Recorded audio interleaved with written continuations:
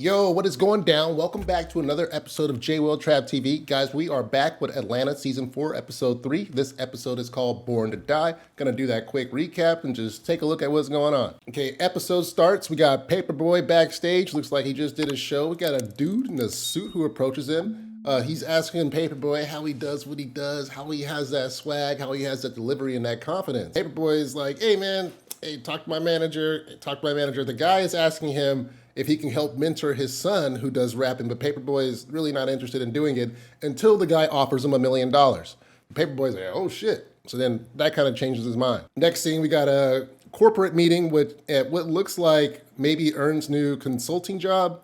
I'm not sure though, because if this is in LA, we see Earn back in Atlanta with Pape at the end. So I'm not sure if he went to LA or not. So we're at this corporate meeting, and this is pretty much a PR firm, Perfect Relations. They're calling a company meeting because they have this crisis. One of their signees, Lauren Loudy, she has a New York Times bestseller. It's selling really well. However, she had an incident where a delivery guy, a black boy, came to her door to deliver something, and she came out with a pistol. So the PR firm, they're trying to kind of spin this story because they need to make this book profitable. They're saying, hey, can we get the crime-related data? Can we have her donate to a high school? Things like that to kind of diffuse the situation and make it okay for this woman to kind of pull this gun on this kid. Earn is over in the corner he doesn't really want to be involved in this, and he's just like, can we just sign someone else and go that direction so we're not dependent on this person? The CIO or CEO is kind of like, no, we need to focus on this. But if you can go grab like a D'Angelo or a Banksy, go for it. So then Earn, he says, okay, I think I can do a D'Angelo. And the guy says, all right, have at it. So Earn leaves, and then immediately he texts, he has a lot of connections, and he finds D'Angelo's hair braider. And looks like he's going to be able to get in touch with D'Angelo pretty quickly. So now we're back with Paperboy, and he's just pulling up on Benny in his studio. Paperboy comes in, and he's like, hey, I'm Paperboy. Of course, Benny doesn't recognize him. He seems pretty privileged, and he's all like, oh, are you the dude my dad bought? So that kind of tells you right there, this guy doesn't really care about Paperboy. He's not going to really listen to his advice or anything. And he pretty much tells him, I don't need his help. Just, have a seat, collect that check, and I'm going to keep making this music. When I'm looking at this scene, we got this dude, Yoda Boy. He's in the studio, and he's just laying out this trash, auto-tuned out thing. And this is like their take on this. Like, this is like the new rap. This is where rap is going. We're just going to have people who don't really come from the culture kind of taking over our culture, using the auto-tune, to make good sounding music that's just going to get played and resold and streamed and just pumped up. This dude Bunk comes in with another artist named Little Rican, and pretty much Bunk kind of picks up pretty quickly that Pape doesn't want to be there, and he goes like, yo, come join me in the other studio. So they go in the other studio, they're smoking, and they're talking about this whole thing. Pape is like, man, do you hear this music? Like, this is trash. Like, this stuff is crazy, but I get it, Paperboy says that he wants to collect his $1 million. He wants to just hurry up and get his $1 million and get the hell out. So Bunk says, Pape, you should have been really making $10 million off of this job. And then he gets into this conversation about how this lifestyle is expensive and how you kind of got to really keep it up. Pape says, well, you can only really make money off of tours and stuff. That's the way it is now. Bunk disagrees, and he says he has a group of friends who meets and discusses this often, and Pape should come and meet this group. So we got Earn at rallies. He's looking for D'Angelo. The hair braider has told him this is where he can find D'Angelo. He goes around the back of rallies, and he finds the door, and it has an upside down male bathroom character, and it says D'Angelo. He goes in and he finds himself in a big concrete waiting room. There's one dude in the room, and there's a big shiny door with a huge wheel, and it looks pretty crazy. There's some sleeping bags on the floor. Earn asks the guy, hey, can he see D'Angelo? The guy says nothing. He goes and he sits on this sleeping bag, and he looks under it, and it looks like there's a blood stain. We pull back on Pape, who is going to this meeting, which turns out to be a YWA meeting. Inside the meeting, it's being ran by this guy. He is credited as Gas 90 on IMDb. Bunk is there as well.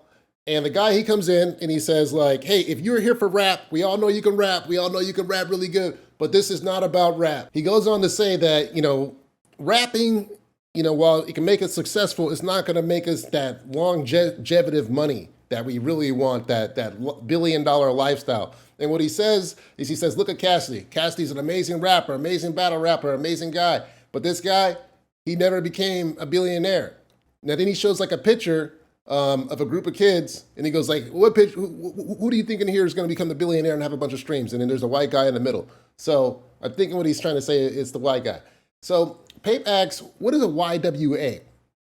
And the guy, they tell him it's a young white avatar, and they say that you got to go get these young white artists who are popular, who are going up in streams, and you got to get as many as these guys as you can, and just kind of ride their success, mentor them, and just let them go up. It's like, wait a second, no, man, I can do this, ride my clout, and go do a show and make a bunch of money. But what happens is Bunk and Gas 90, they explain what goes up must come down.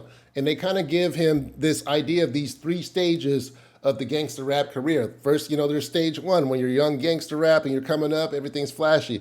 Then there's stage 2, when you're the OG. And then you have stage 3, where you're Ice Cube's co-star in Are We There Yet 5. Pape, he's like, nah, man, I don't know what you're saying. He says, the streets love him.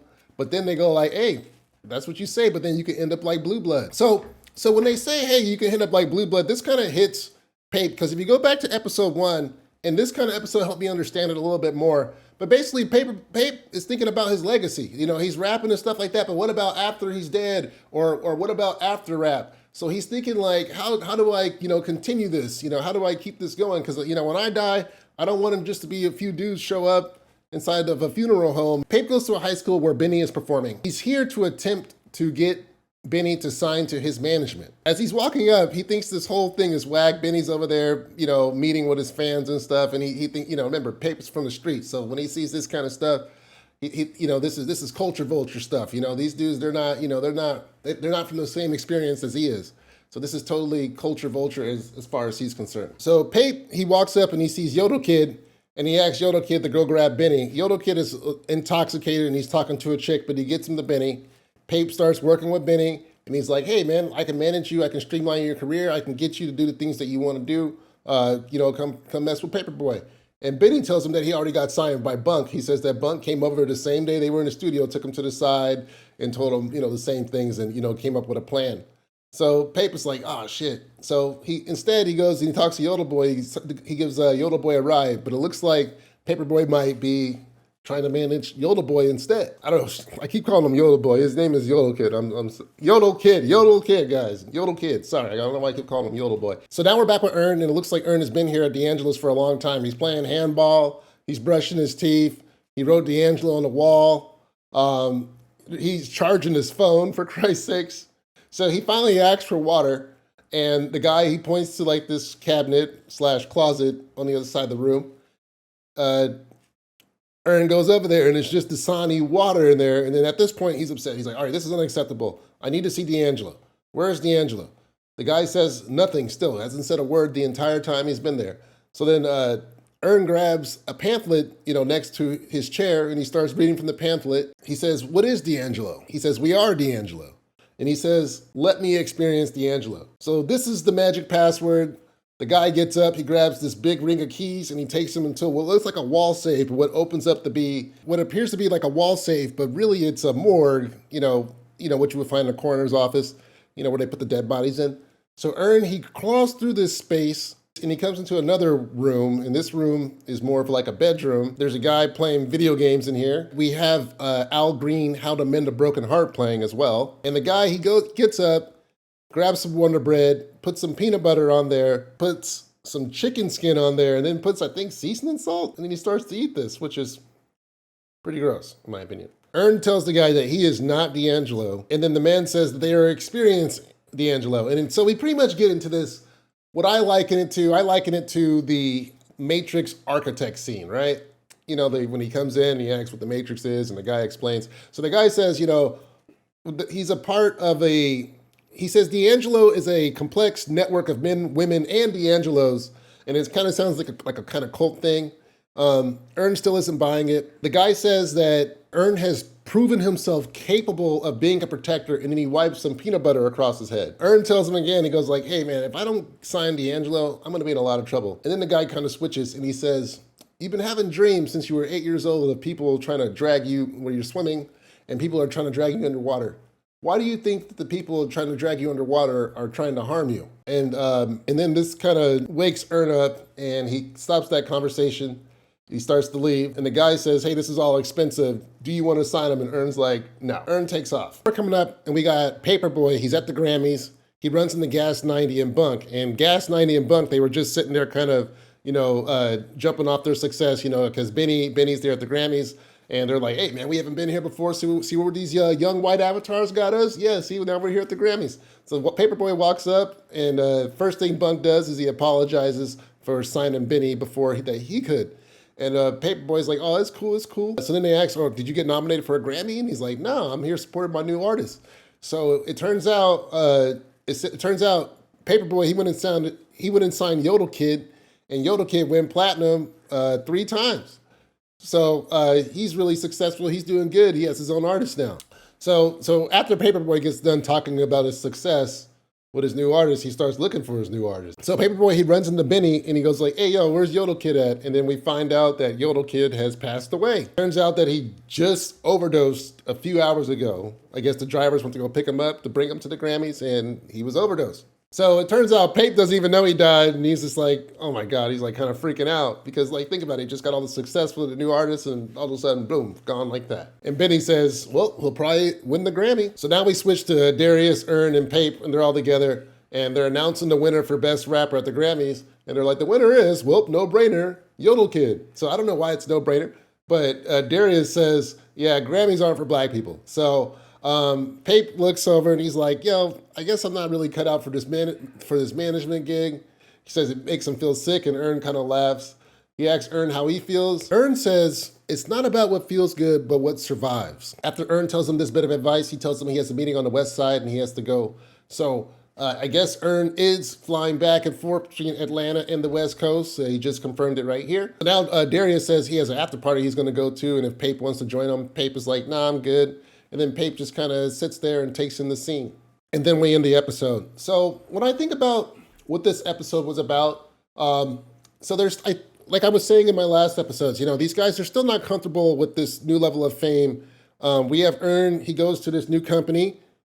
They're doing things, and he doesn't, as you can see, doesn't really like the direction of, where they're going. They want to save this signee they have. They want to keep this racist woman profitable. But Earn is like, why don't we go get different people, right? So even though he's still in success and he's found success, he's still not exactly happy, and he's not doing what he wants to do, right?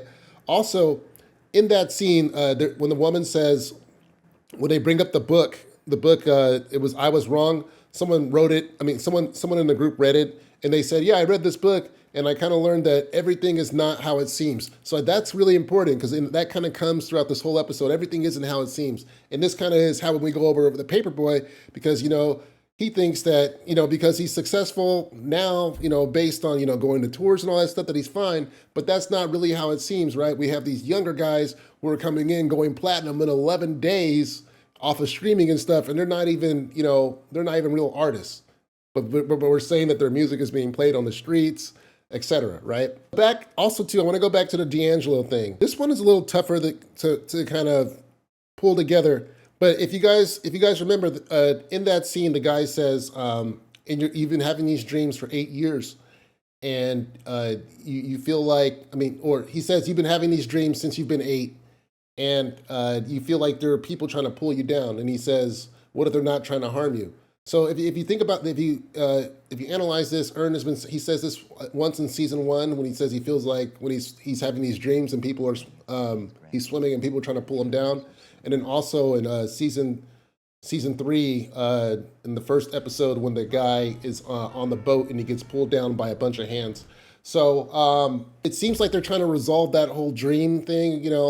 Not sure where that's going, but they are trying to bring some resolution to it. And that whole D'Angelo scene was pretty weird, kind of went over my head in a lot of ways. I couldn't tell what they were going for there. So there's my recap, guys. That's what I think.